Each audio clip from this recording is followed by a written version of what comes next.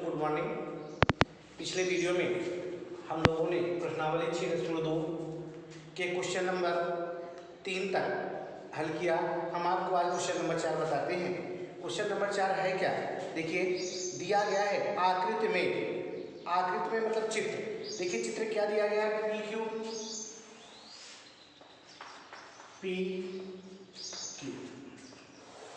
ये आर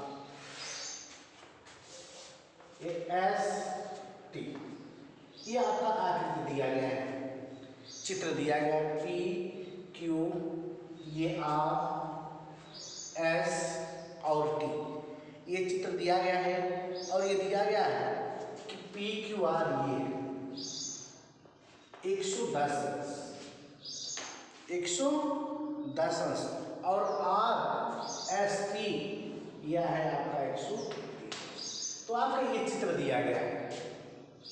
उसके बाद क्या कहा गया है कि P Q parallel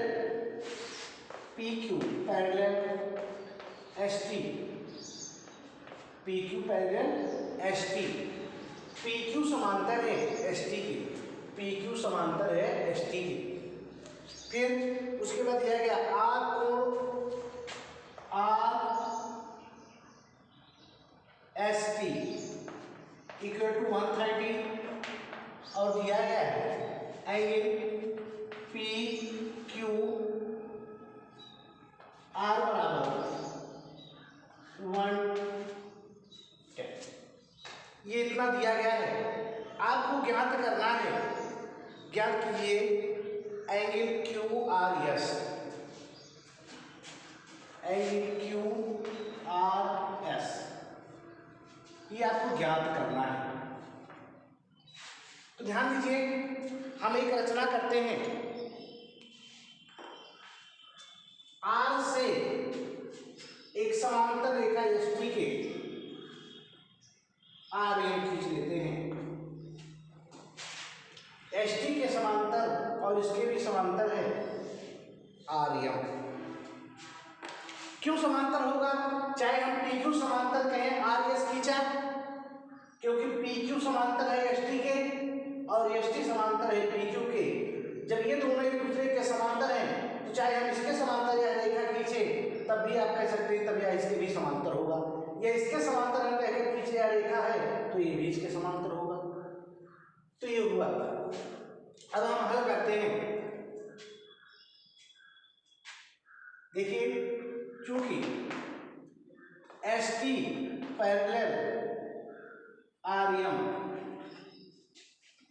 S T parallel R M, आप जानते हैं जब दो समांतर रेखाओं को कोई त्रिज्यीय रेखा काटती है तो इनके द्वारा जो एकांतर कोण होते हैं, संगत कोण होते हैं, अंतःविमुख कोण होते हैं, संगत कोण होते हैं बराबर होते हैं, एकांतर कोण बराबर होते हैं। लेकिन एक नियम और है, अंतःविमुख कोणों का योगफल 180 होता है। इसलिए अतः angle S T R plus angle M R S equal to 180, क्योंकि अंतःविमुख कोण है और अंतःविमुख कोण होने के नाते इन दोनों कोणों का योगफल 180 अंश होता है। तो दिया गया है आपको एंगल एस टी आर, ये आपका दिया गया है 130, तो यहाँ लिख सकते हैं 130 अंश। Angle M R S equal to 180। फिर आपका है angle M R S 180 minus 130 हो जाएगा 50। आपका हो गया angle M R S equal to 50। तो ये आपका कोण जो आया है, यह कोण ये आपका आ गया 50। कितना आ गया 50। अब फिर आगे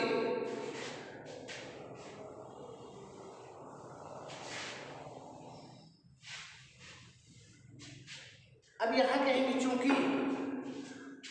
उसके आगे P Q parallel R M, P Q समांतर है आर एम के, तो एकांतर कोण प्रतिबंध से यह कोण P Q और R, Q R और M बराबर होंगे। एंगल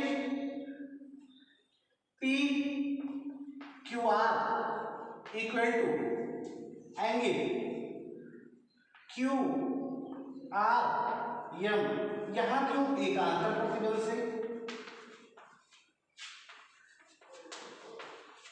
एकांतर प्रतिबंध से। जब एकांतर प्रतिबंध से है तो यहाँ है दिया गया पी क्यू आर बराबर 110। एंगल क्यू आर एम को क्या लिखा जा सकता है?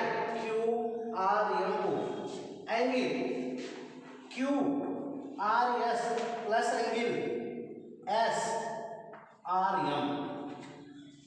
फिर है यहाँ 110 एंगल, इसका मान एंगल क्यू आर एस का पता नहीं है, क्यू आर एस इसका मान हमने ज्ञात किया 50 अंश है।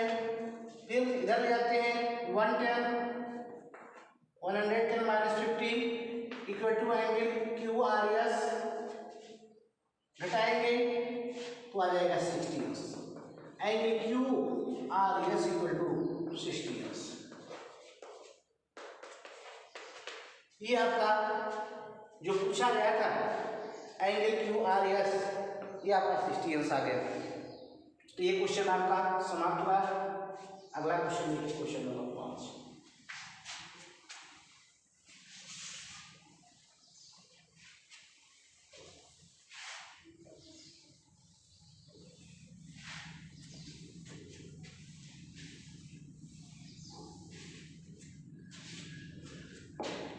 क्वेश्चन नंबर 5 में क्या कहा गया है?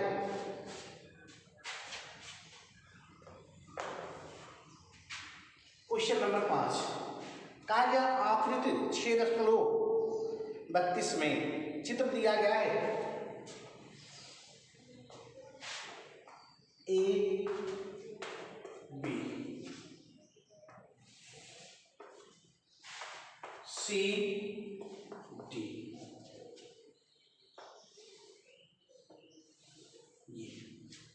नाम A B C P Q R S, P Q R, ये दिया गया है पी क्यू आर। ये आपका है 50 अंश, ये आपका है वाई, ये आपका है एक्स, और दिया गया है ये आपका 127 अंश। ठीक, तो दिया गया है एक, चूंकि ये चित्र में दिया गया है यदि A B parallel C D, यदि A B parallel C D अर्थात ए बी समांतर है किसके? सी डी के, ए बी समांतर है सी डी के, और दिया गया और एंगल ए पी क्यू, इसी को लिखा जा सकता है क्यू ए पी, बात एक ही है 50 अंश। दिया गया है ए पी क्यू बराबर 50 अंश, और एंगल पी और डी, एंगल पी और डी इक्वल टू 127 अंश।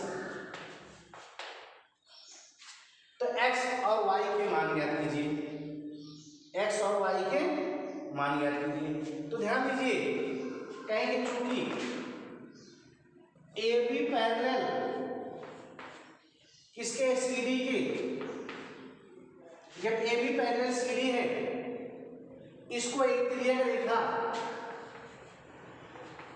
इसको एक तिर्यक रेखा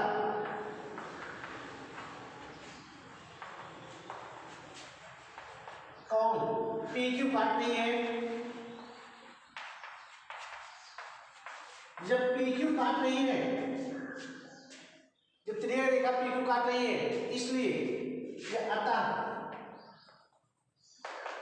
लिखेंगे angle A P Q equal to angle P Q R, किस प्रतिबंध से? एकांतर प्रतिबंध से, एकांतर प्रतिबंध से, एकांतर प्रतिबंध से ये दोनों बराबर हैं, और दिया गया ए पी क्यू बराबर 50 अंश, तो ये 50 अंश होगा एंगल पी क्यू आर, तो अब एंगल पी क्यू आर बराबर है क्या एक्स अंश, तो आपका हो जाएगा पी क्यू आर 50 आगे एक्स का मान आ गया आपका 50, एक्स की वैल्यू आ गई। ठीक, अब आप कहेंगे आगे अगला तथ्य देखेंगे, यहाँ कई नियम फॉलो होंगे। यदि आपको नियम पता है तो कोई भी नियम नहीं, देखिए मैं इसको 2 नियम से आपको बताते हैं। आप कहते हैं फिर चूंकि A B parallel C D को एक तिर्यक रेखा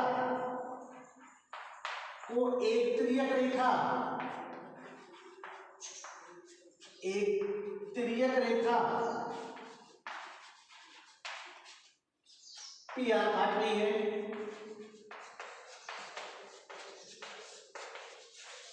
जब तिर्यक रेखा पी आर काट रही है तो आप कह सकते हैं एक अंतरकोण प्रतिफलन से angle A P R equal to angle P और डी। तो एंगल ए पी आर को क्या लिखा जा सकता है, ए पी आर लिखा जा सकता है angle A P Q plus angle Q P R. तो एंगल ए पी आर को लिखते हैं angle A P Q plus angle Q P R equal to 127। इसका मान दिया गया है एंगल पी और डी का मान 127 अंश, एंगल ए पी क्यू का मान है यहाँ 50 अंश plus angle Q P R equal to 127 plus है उस तरफ जाएगा माइनस हो जाएगा, angle Q P R equal to 127 minus 50, आप घटाएंगे तो 7 आप आ गया angle Q P R equal to 27। ये आपका आंसर हो गया जो पूछा गया था, ये आपका। तो इसी को आप अभी यहाँ देखिए अब से निकालते हैं 127 प्लस या कोण, तब आपका ये आता, फिर त्रिभुज के तीनों कोणों का योगफल लगा देते तब भी आपका आ जाता। जब आपको नियम पूरा पता होगा तब आप कोई भी नियम लगा सकते हैं, इतना ध्यान रखिएगा। अब हम आपको ले चलते हैं क्वेश्चन नंबर 6।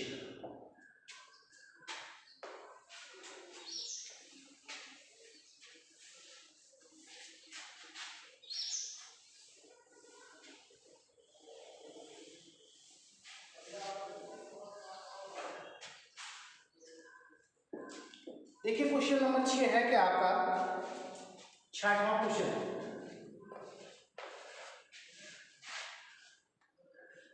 देखिए क्वेश्चन नंबर 6 है आपका, दिया गया आकृति में, आकृति हम आपको दिखाते हैं पी क्यू आर एस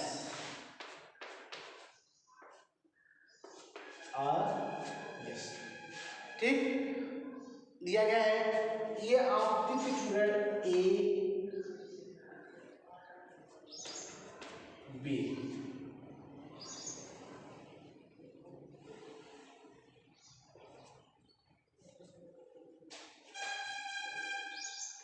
ये दिया गया है ए बी सी डी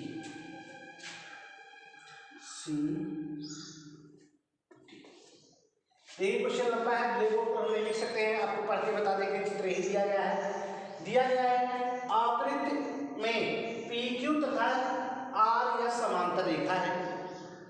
एक आपतित किरण ए बी इस दर्पण पर पड़ रही है, ठीक, और फिर एक दर्पण यह है। आप लोग फिजिक्स में पढ़े होंगे आपतित किरण और परावर्तित किरण, आपतन कोण और परावर्तन कोण, कक्षा 9 के सिलेबस में है। वही नियम यहाँ पर फॉलो होगा इस क्वेश्चन में। ये आपतित किरण ए बी है, यहाँ से जब इस पृष्ठ पर पड़ती है ये परावर्तित किरण आपकी सीधी हो जा रही है। ठीक, दिया गया है और हमें सिद्ध करना है क्वेश्चन में A B parallel C D, A B समांतर सी डी। तो ध्यान देंगे हम यहाँ अभिलंब खींच रहे हैं,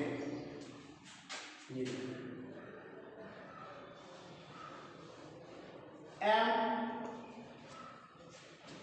ये आपका है अभिलंब एम। अभिलंब का मतलब ये लंब है, ये भी लंब है।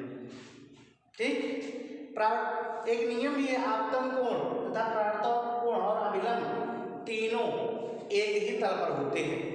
ये फिजिक्स का है, ये क्वेश्चन वही यहाँ पर फॉलो हो गया है।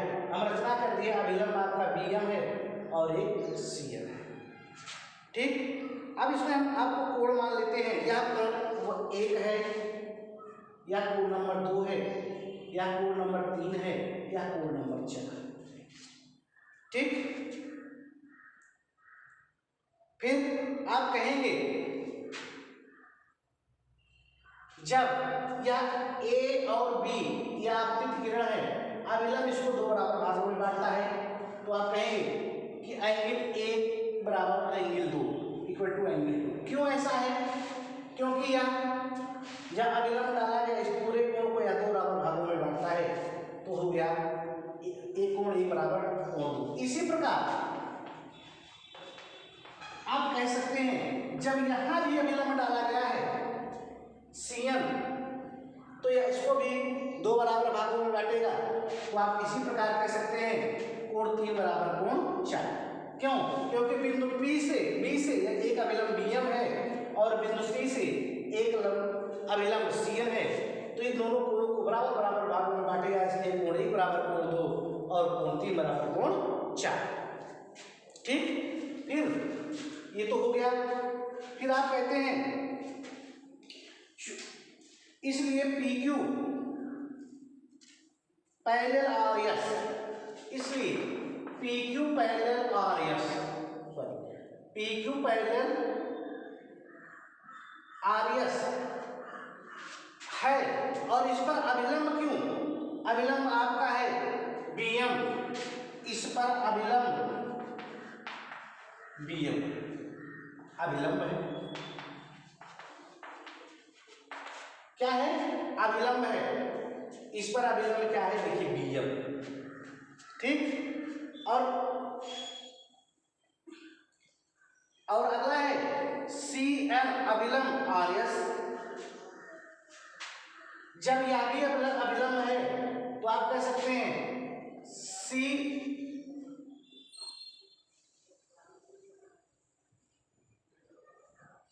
और देखिए इसलिए आप कह सकते हैं कि BM पैरेलल आपका होगा CM, क्योंकि यह भी 90 अंश है और यह भी 90 अंश है, दोनों एक दूसरे के समांतर रेखा है, तो ये दोनों आपको क्या होंगे? समांतर होंगे। समांतर होने के नाते जब समांतर है इसलिए कोण 2 बराबर कोण 3। क्यों ऐसा है? एकांतर कोण प्रतिबंध से, एकांतर कोण प्रतिबंध से कोण 2 बराबर कोण 3। देखिए जब ये दो समांतर रेखाएं तीन रेखा एक काट रही तो कोण या 2 और कोण ये 3 एकांतर प्रतिबंध से आपस में क्या होंगे? बराबर होंगे। इसलिए आप कह सकते हैं एंगल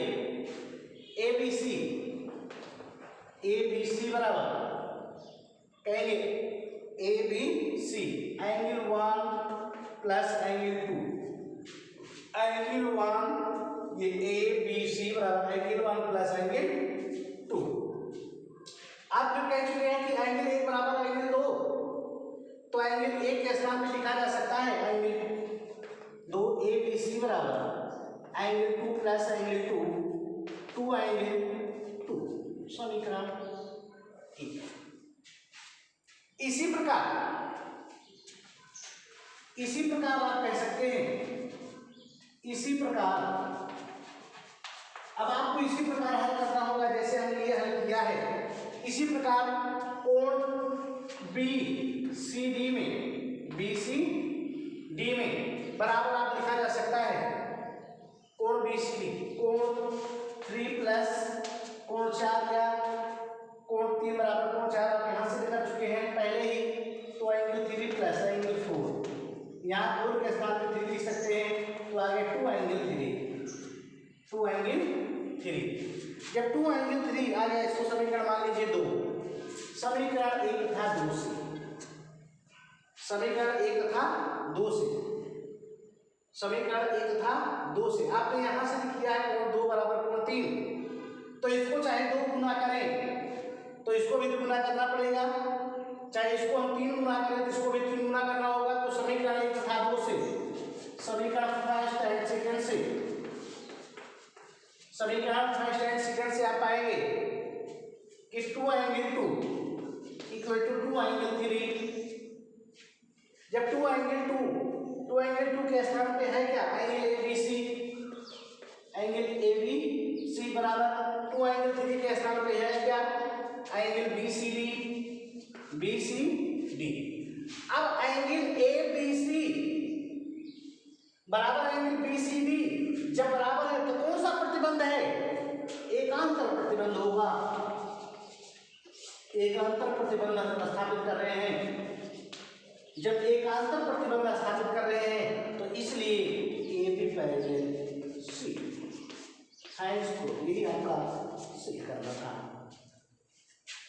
ध्यान दीजिए हमने क्या किया है, यहाँ रचना किया है, BM अभिलंब डाला है, यहाँ C से अभिलंब CN डाला है। तो जब यह कोण ABC था, बिंदु B से अभिलंब डाला गया, दोनों कोणों को बराबर भागों में बांटेगा, ठीक। तो कोण 1 बराबर कोण 2 हो गया। इसी प्रकार जब CN अभिलंब डाला गया तो इस पूरे कोण को 2 बराबर भागों में बांटेगा, इसलिए कोण 3 बराबर कोण 4 हमने लिखा। इसी प्रकार PQ पैरेलल RS है, इस पर BM क्या है, अभिलंब है। जब BM अभिलंब है तो BM समांतर CN हो गया, यह BM जो है समांतर CN के हो गया, क्योंकि दोनों 90 डिग्री के हैं, तो इसलिए कोण 2 बराबर कोण 3।